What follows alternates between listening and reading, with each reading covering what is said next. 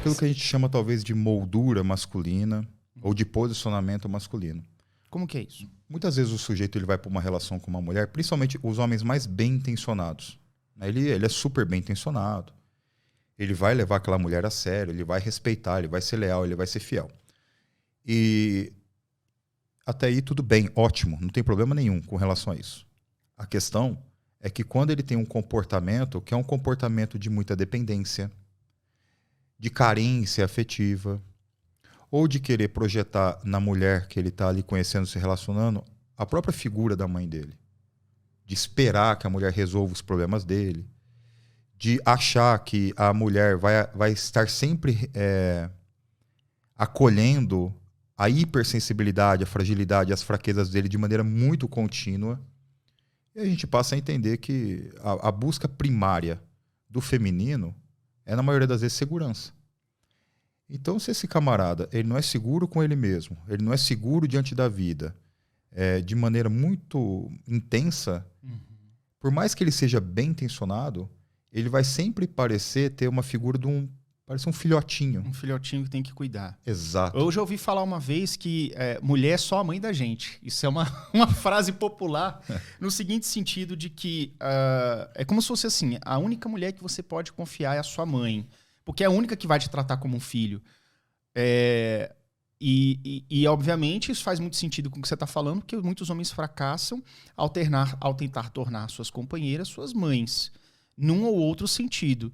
Então, às vezes, o namoro até começa numa boa e tudo, e às vezes ele sente falta daquele cuidado, daquele zelo exagerado, e ele acaba muito tornando a figura feminina como sua mãe, né? E não é isso. Isso é prejudicial, né, para o relacionamento. Isso é totalmente prejudicial.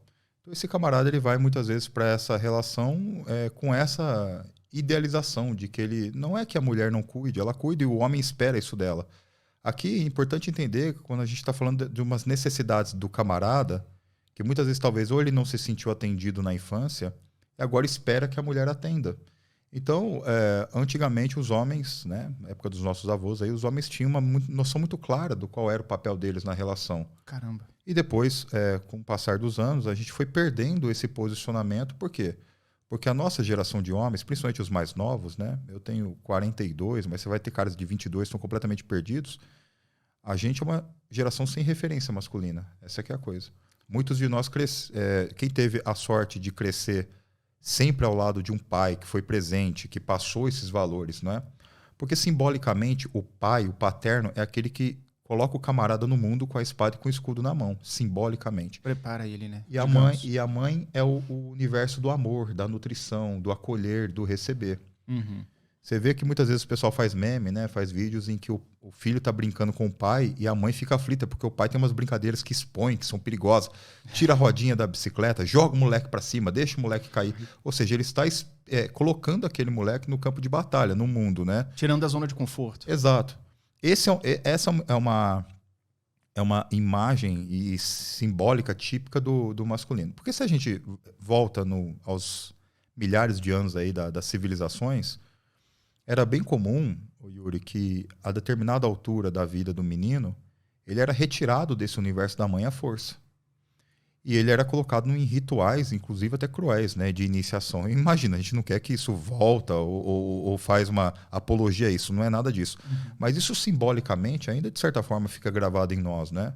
Esse menino que ele precisa deixar esse universo materno para ir para o mundo dos homens. Naquele filme 300, aquele Agogê, os 300 de Esparta, representa muito isso, né? O filho tirado da mãe, a mãe chorosa, preocupada, o menino olhando para trás, mas sendo conduzido pelos homens para passar por um intenso treinamento, para depois ser reconhecido como cidadão espartano.